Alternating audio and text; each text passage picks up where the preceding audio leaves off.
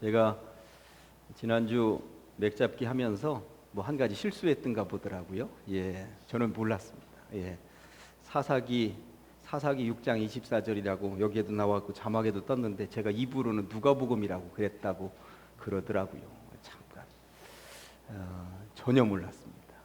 지금도 생각이 안 납니다. 그런데 그런 실수를 했는데도 또 그렇게 또 다 받아들이시고, 또 어떤 분들한테, 이 앞자리에 계신 분들한테 얘기 좀 하지 그랬느냐고 그랬더니 우리는 이미 오래되어서 목사님이 그렇게 얘기해도 다 알아서 듣는다고 그러시더라고요. 말이라도 또 그렇게 해주셔서 감사합니다. 사사기 사실 지난주까지 2주로 마무리를 좀 하려고 했었어요. 그런데 찬양대들 이제 칸타타 준비 때문에 조금씩 5분 10분씩 일찍 끝나다 보니까 지난주에 또 마무리를 못했습니다. 그래서 오늘 이제 사사기 3번째 시간 마무리를 좀 해보려고 합니다. 그러면서 사사 이야기를 조금 더 살을 좀 붙여서 놓쳐서는 안 되는 사사 이야기를 해보아야 되겠다 하는 생각이 들었습니다. 사사들 가운데 기드온하고 입다 이야기를 조금 해보면서 함께 은혜를 나누려고 합니다. 기드온 하면 거듭 제가 말씀을 드렸습니다만, 기드온의 300명의 용사 그러면 아주 뛰어난 대장군인 것 같습니다만, 기드온은 사실 굉장히 겁쟁이였어요. 성경을 읽어보면 하나님의 부름받은 사람들 가운데 겁쟁이들이 의외로 많습니다. 사실 모세도 겁쟁이였거든요. 이집트 땅으로 가라 하니까 못 간다고 몇 번을 거절하는지 모릅니다. 사실 겁나서 그랬거든요. 거기에서 살인을 하고 도망 나와서 40년 동안 피신 생활하고 있는 모세였습니다. 그런데 그 소굴로 다시 들어가란 말인가? 못하는 거거든요. 그러니까 모세가 거듭 못하겠다고 얘기했었던 것이고, 여호수아에게 강하고 담대하라는 이야기를 하나님께서 지속적으로 했던 이유도 여호수아가 부들부들 떨고 있었기 때문에 강하고 담대하라는 이야기를 지속적으로 했다는 이야기를 말씀을 드렸었습니다.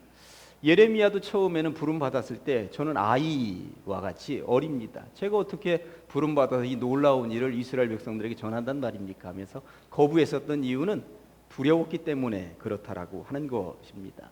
예수님의 제자들도 얼마나 많이 두려워했습니까? 사실 부들부들 떨었거든요. 풍랑이 일어날 때도 부들부들 떨었던 것이고요. 다양한 상황 가운데서 그들은 부들부들 떨었습니다.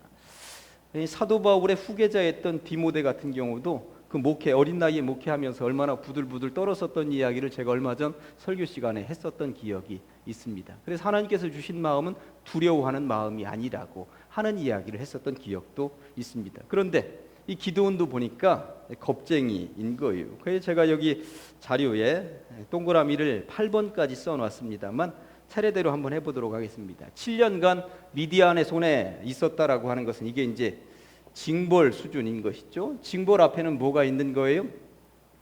그 범죄가 있는 것이죠. 범죄. 이스라엘 백성들이 범죄하니까 미디안의 손에 7년간 징벌이 쏟아졌고, 뒤에는 이제 회개가 있을 것이고, 뒤에는 구원이 있을 것입니다. 이런 게 징벌이 미디안의 손에 7년 동안 이제 혼쭐이 나고 있는 장면이 나옵니다. 그랬더니 백성들이 회개하고 부르짖었습니다.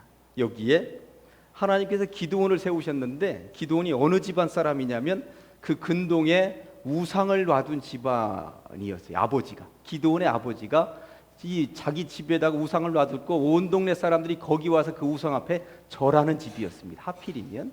그러니까 요즘 말로 하면 이 대전적으로 얘기하면 무슨 보문산의 자락에 있는 절의 주지 집안의 아들내미가 기드온이었다고 보시면 틀림이 없는 거예요. 사사기 6장 25절과 26절을 자막으로 한번 보도록 하겠습니다. 그날 밤에 여호와께서 기드온에게 이르시되 네 아버지에게 있는 수소 곧 7년 된 둘째 수소를 끌어오고 네 아버지에게 있는 바알의 제단을 헐며 그 곁에 아세라상을 찍고 또 이 산성 꼭대기에 네 하나님 여호와를 위하여 규례대로 한 제단을 쌓고 그 둘째 수소를 잡아 네가 찍은 아세라 나무로 번제를 드릴지니라 하시니라. 그러니까 그 마을에 있는 온 동네 사람들이 기드온의 집에 와서, 아버지가 주로 집례를 하겠죠. 우상 숭배하는 것, 거기에 와서 전부 다 절하는데 그 우상을 찍어버리라는 것이고, 특별히 아세라는 나무로 만든 우상이다 보니까 그것을 갖다가 불쏘시개로 삼아서 태워버리라. 수소를 잡아가지고 하나님 앞에 예물을 드리라. 그런 이야기였습니다. 하나님의 지엄하신 명령이 떨어지니까 기드온이 어떻게 합니까? 거부할 수가 없습니다. 사사기 6장 27절에 보니까 이렇게 나와 있습니다.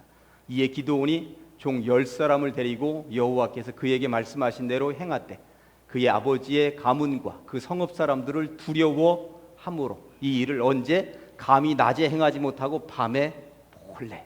이게 이제 두려워해서 이 성경을 읽어보면 재밌습니다.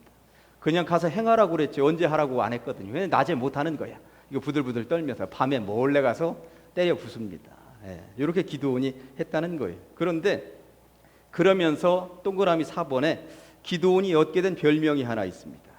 여룻바알입니다. 사사기 6장 32절에 그렇게 쓰여 있습니다. 그날에 기드온을 여룻바알이라 불렀으니 이는 그가 바알의 제단을 파괴하였으므로 바알이 그와 더불어 다툴 것이라 하였사.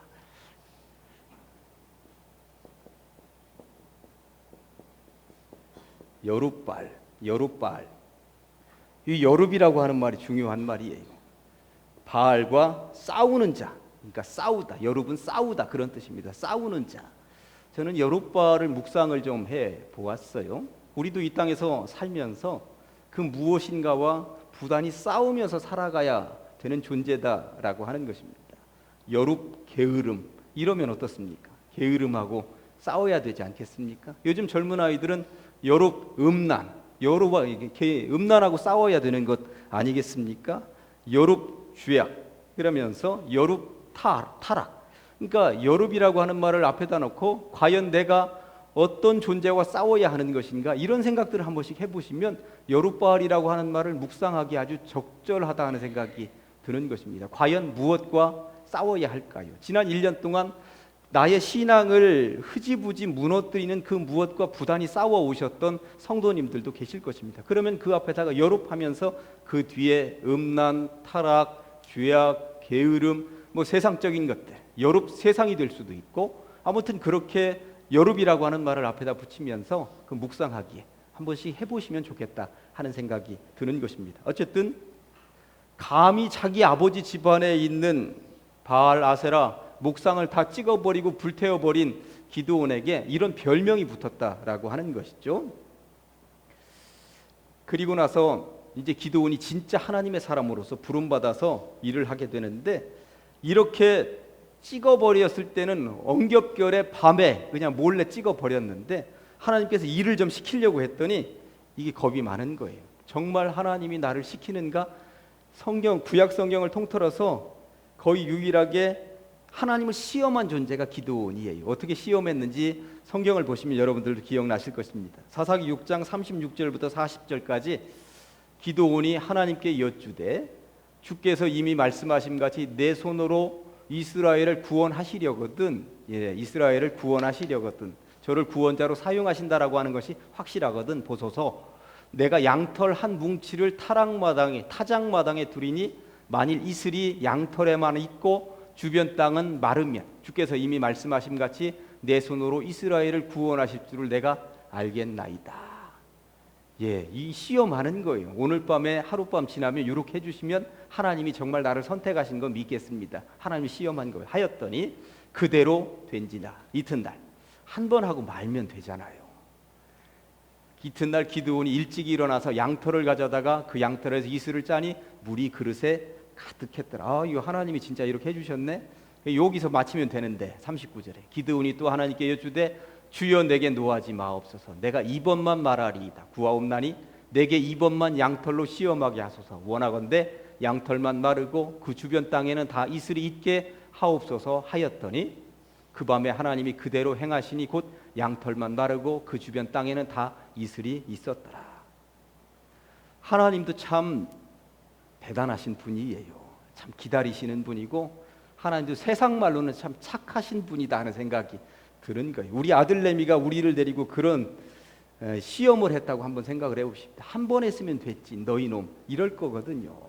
그런데 감히 하나님을 두고 그런데 기드온이 너무나도 두려움에 부들부들 떨고 있고 기드온이 아직 믿음이 없으니까 하나님이 부단히 기다리십니다. 한 번 더 해주십니다. 확실하게 한 번 더 해주시는 것이죠. 이것 가지고 여기에 있는 많은 성도들 특별히 제 주변에 있는 사람들도 이런 경우를 가지고 기드온처럼 하나님을 시험하는 경우들이 많이 있어요. 비가 내리는데 우산이 없어요. 내가 지나가는 곳에는 비가 안 쏟아지게 하여 주시옵소서. 그러고 하는데 비를 폭삭 맞죠. 이제 그럴 경우는 어쨌든 이러저러한 것들을 가지고 하나님을 시험하는 경우들이 없지 않아 있습니다. 어쨌든 기드온은 그런 존재였습니다. 그리고 나서 이제 알겠습니다. 제가 나가서 싸우겠습니다. 미디안의 군대는 수십만이었습니다. 미디안과 싸울 이스라엘 군대를 모집해 봤더니 몇 명이에요? 32,000명이 모였어요. 너무 많다. 부들부들 떠는 사람들 다 돌려보내라. 22,000명 돌아갔습니다. 10,000명 남았습니다. 10,000명도 너무 많다. 주의력이 결핍되어 있는 사람들 다 돌려보내라. 결국 300명 남았습니다. 그리고 야간 전투하는 것입니다. 그런데 하나님이 300명을 고집하시는 이유가 분명하게 성경에 나와 있습니다. 이 기드온에게도 하나님께서 말씀하실 것이 있었던 것이고, 이스라엘 민족에게도 말씀하실 것이 있었던 것이고, 신앙의 모든 후진들에게도 말씀하실 것이 분명히 있었다고 하는 것입니다. 사사기 7장 1절에 이렇게 쓰여져 있습니다.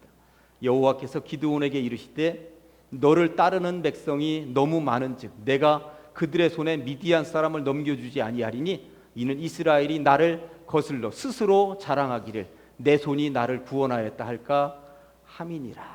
스스로 우리가 이렇게 잘나서 우리가 싸움을 잘해서 이 많은 군사가 미디안을 쳐서 이겼다고 자랑할까 봐. 그거 아니고 여기에 하나님의 놀라운 역사가 나타났다는 것을 하나님이 직접 보여주시기 위해서 그리 300명을 고집하셨다라고 하는 이야기인 것입니다. 살면서 보면 나는 비록 약하나 주의 손은 강하다라고 하는 것을 인정할 수밖에 없는 다양한 체험들을 여기 하셨을 것입니다. 그 체험하도록 기드온에게 300명의 용사를 주셨다라고 하는 이야기인 것입니다.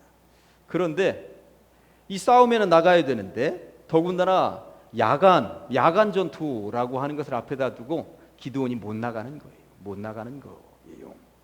지난밤에 시험을 통해서 양털만 문이 폭신하게 있었고, 그 다음 날은 양털만 빼고 물이 폭신하게 있었고, 이런 체험도 분명히 했잖아요. 눈으로 봤잖아요. 이틀 동안이나 하나님이 어떤 분인지 다 봤잖아요.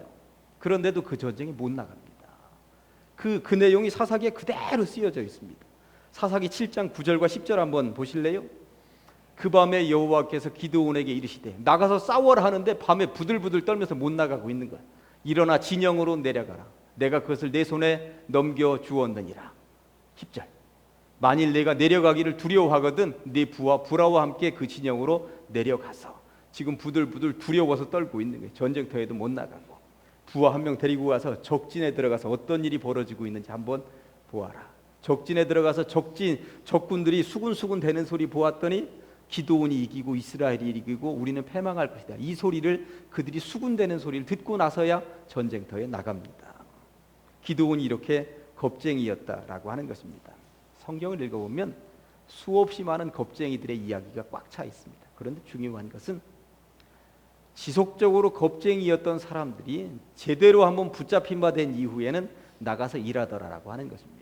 지속적으로 겁쟁이였던 모세나 지속적으로 겁쟁이였던 여호수아나 또 제자들이나 이후에 얼마나 담대하게 그 일들을 감당해내는가라고 하는 것이죠. 가만히 생각해보면 저도 엄청난 겁쟁이였습니다. 교회를 개척한다 할 때도, 정림복지관이라고 하는 곳에 기관장이 주어질 때도, 그리고 이곳 가장제일교회 담임 목사로 제가 부름을 받을 때도 저는 부들부들 정말 떨었습니다. 이게 가능한 일이겠는가? 나 같은 존재에게 가능한 일이겠는가? 정말 밤잠을 설쳤습니다. 정말 밤에 잠이 오지 않는 일들을 저는 경험했습니다. 그렇다고 지금 제가 잘하고 있다는 얘기를 하고 있는 것은 아니에요. 그런 순간들마다 하나님이 함께 하셔서 너는 비록 약하지만 내가 강한데 내가 해줄 건데 라고 하는 것을 보여주시더라라고 하는 것입니다. 기드온의 이야기를 통해서 하나님이 우리들에게 들려주시는 메시지는 바로 그거라고 생각을 합니다. 세상 살면서 내 힘으로 감당하려면 안 되는 것이죠. 안 되는 것입니다. 하나님께서 함께 하시니까 그 겁쟁이 기드온이 뭔가 일을 해내더라라고 하는 것입니다. 그러한 놀라운 체험들을 늘 하면서 사시기를 간절히 축원합니다. 그런데 지난주에도 말씀을 드렸습니다만 기드온이 이후에 미디안을 물리친 이후에 기고만장해졌어요. 사사기 8장 30절을 지난주에 보셨습니다만 기드온이 아내가 많음으로 그의 몸에서 낳은 아들이 70명이었고 왕이 좀 되어달라고 얘기했지만 왕은 안 되겠습니다. 겸손한 것 같지만 그 이후에 이게 왕인 듯 왕이 아닌 듯 하면서 권력지향적으로 기드온이 나가기 시작을 했습니다. 자식이 저렇게 70명이나 되었다고 하는 것은 부인 한 명 가지고 70명을 낳았다는 이야기는 아니에요. 그러니까 권력을 가진 이후부터 많은 여자들이 끌기 시작을 했고 그것을 외면하지 못했고 수없이 많은 여인들 속에서 70명의 아이를 낳았다고 하는 것입니다. 이때부터 이제 사사들이 약간씩 타락하기 시작을 했고 엉뚱한 길로 나가기 시작하는 아주 접촉점이 되는 것입니다.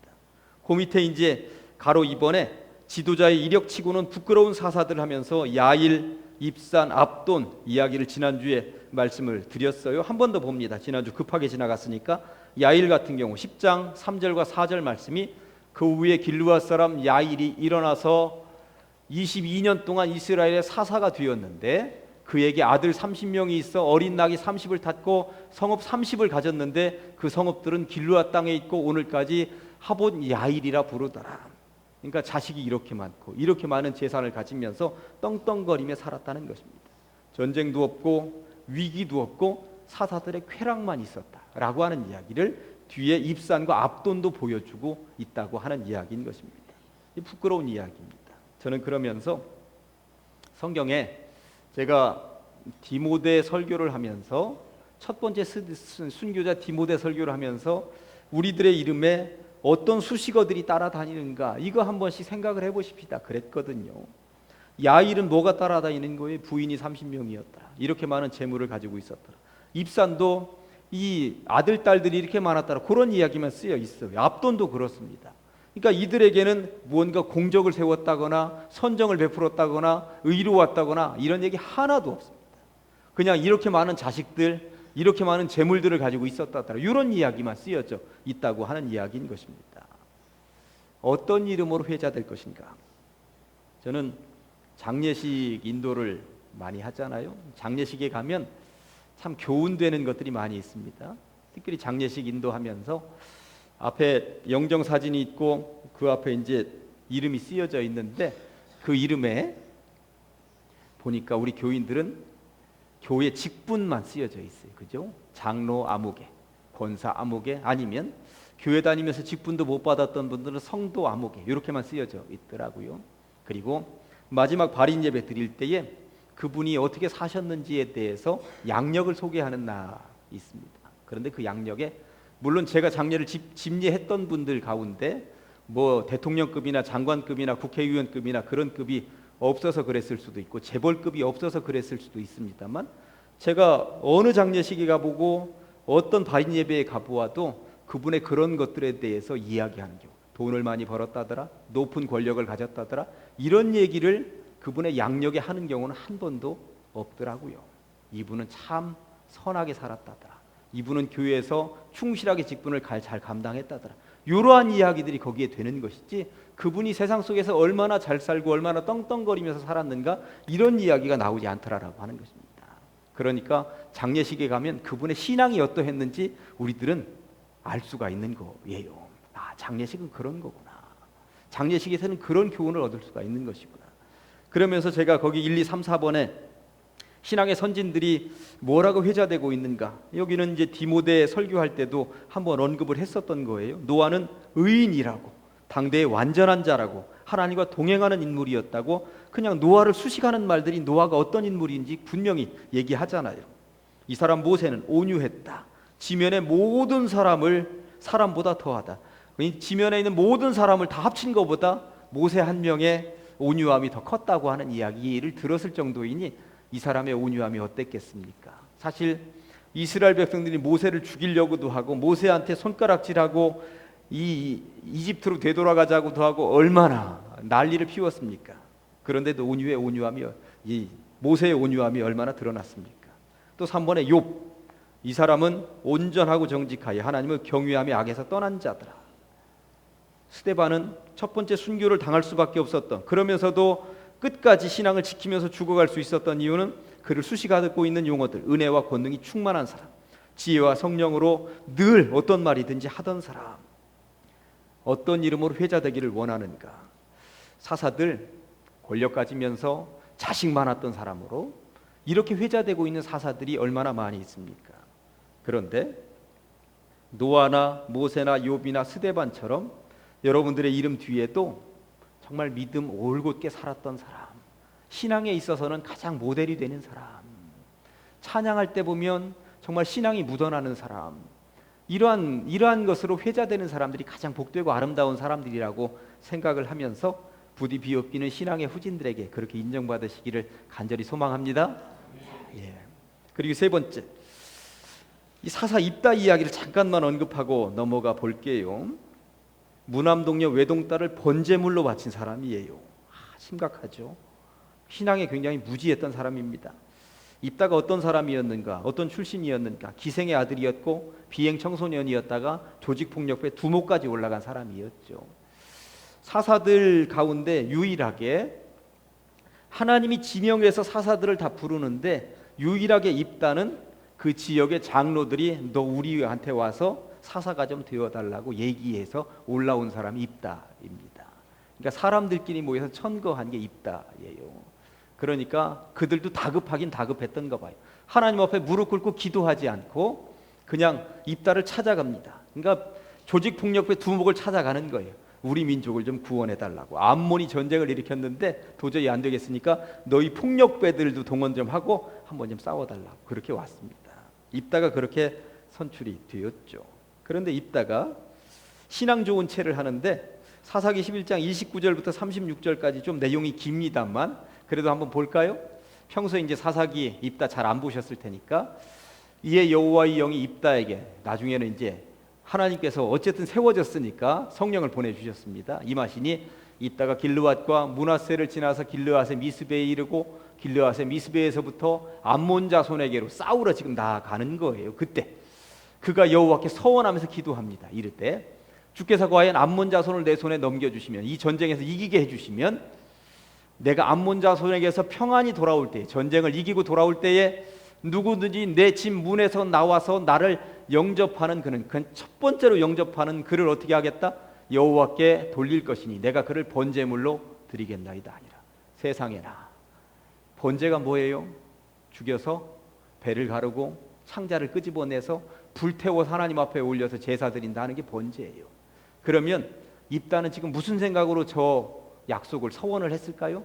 어떤 종놈 하나가 가장 먼저 버선발로 달려 나오겠지. 자기가 거느리고 있었던 조폭 막내 정도 누구 하나가 버선발로 달려 나오겠지. 그러면 그놈 내가 하나님 앞에 번제로 드려야 되겠다. 이 생각했을 거예요. 그러지 않겠습니까? 이에 입다가 암몬 자손에게 이르러 그들과 싸우더니 여호와께서 그들을 그의 손에 넘겨주심에 아로엘에서부터 민닛에 이르기까지 20성읍을 치고 또 아벨 그라밈까지 매우 크게 무찌르니 이에 암몬 자손이 이스라엘 자손 앞에 항복하였더라. 입다가 미스바에 있는 자기 집에 이를 때에 보라 그의 딸이 소고를 잡고 춤추며 나와서 영접하니 이는 그의 무남 동료라. 이런 비극이 벌어지는 것입니다. 자기는 잘났다고 하나님 앞에 충성하겠다고 그렇게 맹세하고 서원했는데 죄송합니다만 딸이 죽어 나갑니다. 결국 그 당시에 이스라엘 민족 모든 민족들에게 하나님 앞에 아니면 사람들 간에도 약속한 것은 지켜야 된다라고 하는 것은 틀림없었습니다. 인신제사 드렸다라고 하는 것이죠. 인신제사는 하나님께서 철저하게 금하신 거였습니다. 신명기 12장 30절과 31절 말씀을 방송실 틀어주세요. 너는 스스로 삼가 네 앞에서 멸망한 그들의 자취를 밟아 올무에 걸리지 말라. 또 그들의 신을 탐구하여 이르기를 이 민족들은 그 신들을 어떻게 섬기는고 나도 그와 같이 하겠다 하지 말라. 그들이 어떻게 하냐면 31절에 네 하나님 여호와께는 네가 그와 같이 행하지 못할 것이라. 뭐냐면 그들은 여호와께서 꺼리시며 가증히 여기시는 일을 그들의 신들에게 행하여 심지어 자기들의 자녀를 불살라 그들의 신들에게 드렸느니라. 이런 거 해서는 안 된다. 이런 거 해서는 절대 안 된다. 이방 문화, 그러니까 가나안 땅에 들어가면 자기의 자식들을 불살라서 신께 드린다 하면서 하는 짓거리들을 하는 무리들이 있는데 이거 해서는 안 된다라고 하는 이야기였던 것입니다. 그렇다면 하나님이 아브라함에게 백세에 낳은 아들 이삭을 번제로 바치라고 했었던 것은 무엇입니까? 하나님도 그렇게 번제로 바치라고 하지 않았어요? 이렇게 질문을 할 수 있는 사람들이 있을 수가 있는 거예요. 그런데 처음에 아브라함도 하나님이 네가 100세에 낳은 아들 이삭을 번제로 바쳐라 할 때 아브라함도 생각을 했을 것입니다. 그 주변 국가 가나안 땅에 살고 있는 주변 사람들은 실제적으로 인신제사, 사람 몸을 제사로 드리는 문화가 있었습니다. 그 당시에도. 아, 내가 섬기는 여호와 하나님도 그런 하나님인가 보다 하고 당연히 그러리라 하고 사흘길을 걸어가서 모리아 산에서 드리려고 했던 것이죠. 그런데 하나님이 제지하시는 것이죠. 그러면서 거기서 구분하시는 것입니다. 나는 그런 하나님이 아니다. 가나안 땅에 있는 그런 하나님은 아니다. 거기서 분명하게 구분하시는 것입니다. 그런 하나님이 절대 아니라고 말씀하셨다라고 하는 것입니다. 그래서 신명기에서도 절대 이방 문화 따라가지 말라고 했었던 것인데 입다가 죄송합니다만 그 짓거리를 하고 말았다라고 하는 것입니다. 어쨌든 사사시대는 그렇게 암흑시대였습니다. 어두운 시대였다라고 하는 것입니다. 제대로 지도자들이 줄기를 잡지 못하고 그냥 자기들 멋대로 살아가는 시대였다라고 하는 것입니다. 그러면서 사사기 뒷부분 마무리하는 부분이 이제 조금 더 정리하고 오늘 마무리를 해보도록 하겠습니다. 사사기가 그렇게 암흑시대였다라고 하는 것을 이제 17장부터 21장까지 이야기를 하고 있는데 17장과 18장에서는 보편화되어가는 혼합종교에 대한 이야기를 하고 있어요. 사실 이스라엘 백성들은 12지파로 나누어져 있으면서 각 지파별로 제사장 그룹을 레위 지파를 골고루 가서 살 수 있도록 해줬고 각 지파마다 하나님 앞에 예배하는 것을 돕도록 이렇게 만들어 주었어요. 그런데 에브라임이라고 하는 산지에 미가라고 하는 사람이 살고 있었어요. 미가라고 하는 사람이 살고 있었는데 이 양반이 돈을 좀 가지고 그 우상들을 이렇게 만들어 놨어요. 그런데 이스라엘 민족들에게 있어서 우상이라고 그러면 우리나라 절에 있는 큰 불상 같은 경우를 상상하시면 안 됩니다. 그들에게 있어서 바알이나 아세라 우상들은 여기서 여기 정도밖에 안 되는 나무 토막 이런 거 정도였다고 보시면 돼요. 그래서 이렇게 손에다 들고 다닐 정도, 손에다 들고 다니는 정도, 그렇게 보시면 되는 거예요. 그러다 보니까 그 야곱이 외삼촌 라반 집에서 이렇게 도망쳐 나올 때에 야곱의 부인 라헬이 그 드라빔이라고 하는 그 우상 덩어리를 자기의 낙타코 안장 밑에다 감추어 두었다고 하는 말이 이해가 되는 거예요. 그럴 정도로 크지 않았어요. 요만한 것도 있고 주먹대기만한 것도 있고 손바닥만한 것도 있고 이런 자그마한 우상들을 만들어서 그냥 부적처럼 들고 다니고 불교의 목탁처럼 들고 다니고 그런 시대였다고 보시면 되는 것입니다. 미가라고 하는 사람이 우상을 만들어 놓았어요. 그런데 레위 사람이 지나가다가 말고 이 집에 들렀는데 이 레위 사람이 한 사람이 들렀는데 레위 사람한테 묻는 거예요. 너는 뭐 하는 사람이냐? 미가가 물었어요. 나는 레위 족속입니다. 그러면 너는 제사 지내는 사람이네. 너 우리 집에서 살아라.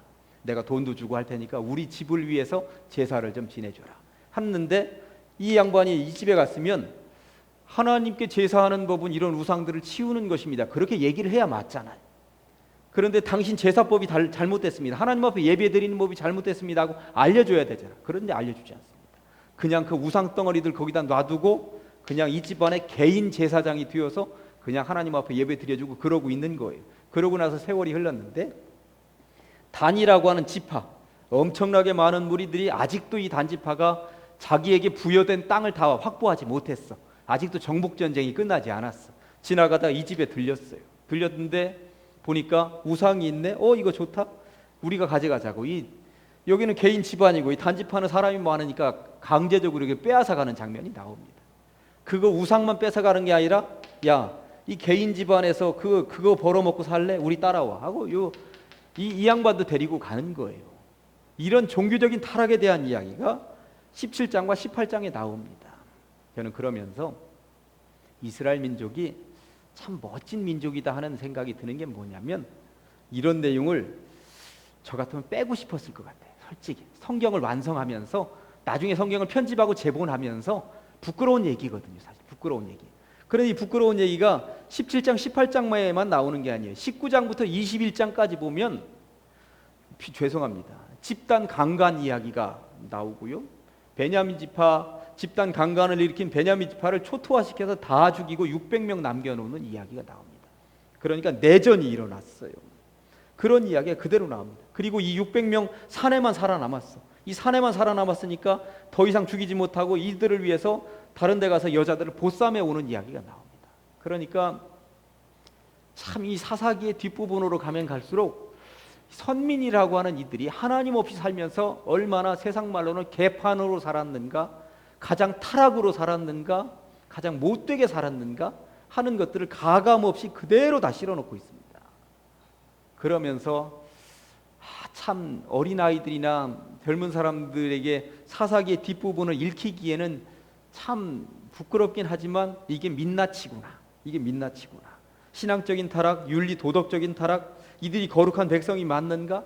너무 적나라하구나 하는 이야기가 여기 그대로 쓰여져 있다라고 하는 것입니다. 그러면서 사사기의 결론은 뭐겠습니까? 가로 3번에 제멋대로의 시대, 사사기 17장 6절에도 그때에는 이스라엘의 왕이 없었으므로 사람마다 자기 소견에 오른 대로 행하였더라.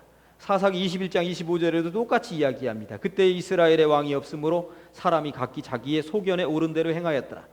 좀 더 쉬운 번역으로, 공동 번역으로 읽어보면 그때는 이스라엘의 왕이 없어서 사람마다 제멋대로 하던 시대였다고 쓰여져 있습니다. 제멋대로 살던 시대, 자기 그냥 생각나는 대로 살던 시대였다고 하는 것입니다. 그러면서 왕이 없어서 그랬다라고 하는 말을 사사기 저자가 써놓고 있는 이유는 우리 민족에게도 왕을 주시옵소서 하는 그러한 의도를 가지고 지도자가 엉망이기 때문에 이렇게 됐습니다. 제대로 된 지도자를 주십시오 하는 그 디딤돌 같은 이야기로 쓰여져 있고, 이 사사기가 끝난 이후에 룻기 4장 넘어가면 곧바로 사무엘 상하 넘어가면서 왕을 이스라엘 민족들이 요구하는 장면으로 넘어가게 된다라고 하는 이야기인 것입니다. 그러면서 사사기는 왕을 필요로 하는 민족적인 분위기가 얼마나 팽배해 있는지를 보여주기 위해서 이렇게 쓰여져 있구나. 그리고 지도력 부재의 시대, 제멋대로의 시대, 신앙의 암흑기 시대를 적나라하게 민낯으로 그대로 보여주면서 신앙의 후진들이 사사기 시대의 그 말년 같은 그 시대를 다시는 밟지 말아야지 하면서 반면교사로 삼았다고 하는 것입니다. 그러면서 오늘의 말씀을 사사기 21장 25절로 쓰면서 우리에게도 제멋대로 살던 시절이 있지 않았을까 하는 생각을 해보고, 저도 제멋대로 살던 시절을 한번 생각해 보았어요. 하나님 없이, 그리고 때로는 하나님 섬기고 교회 다닌다 하면서도 내 멋대로 살던 시절들을 한번 생각을 해보면서 이 말씀을 묵상해 보았습니다. 다시는 그 길로 돌아가지 말아야 하는 그러한 시점. 사사기 21장 25절 다 같이 한번 해보실까요? 시작. 그때에 이스라엘의 왕이 없으므로 사람이 각기 자기의 소견에 오른 대로 행하였더라. 부끄러운 시대, 그러나 아멘 하고 싶지 않은 시대, 다시는 밟고 싶지 않은 시대, 제멋대로 시대는 접고 하나님 의지하면서 나는 비록 약하나 주 예수는 강하다, 주님 손 붙잡고 걸어가시는 시대를 맞이하시기를 간절히 축원합니다. 기도하시겠습니다. 하나님 아버지 감사합니다. 이 밤에 불러주시옵시고 말씀을 통하여 새로운 깨달음 얻게 하시니 감사합니다. 암흑의 시대, 제대로 지도자가 없던 시대, 하나님의 말씀이 무시되던 시대, 신앙이 타락으로 휘둘려가고 윤리적으로 도덕적으로 타락했었던 시대를 보았습니다. 오늘날도 그러한 시대가 있었고 개인적으로도 그러한 시대가 있었음을 반성해 봅니다. 이제 철저하게 주님 손 붙잡고 걸어가는 주의 백성들 되게 하여 주시옵소서. 예수님의 이름으로 기도합니다. 아멘. 찬송